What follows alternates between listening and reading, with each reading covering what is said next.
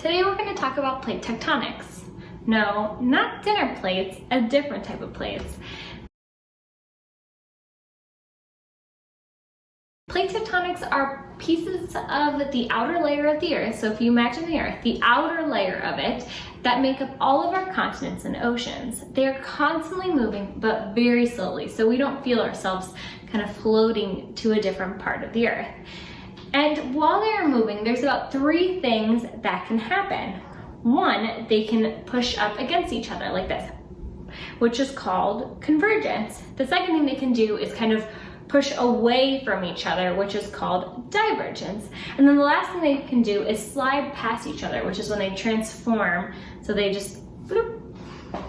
So push up against, push away, or slide past. And these can cause a lot of different things to happen.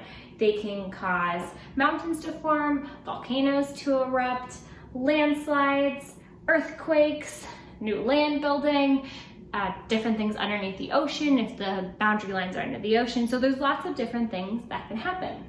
Today I'm going to show you an example of convergent plates. What are convergent plates?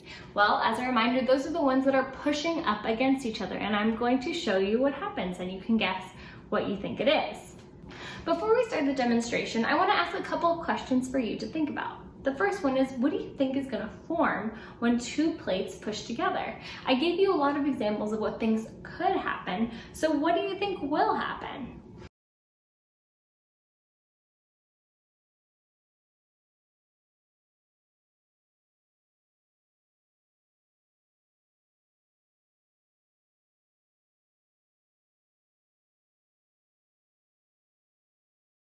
If you guessed folded mountains, you're right.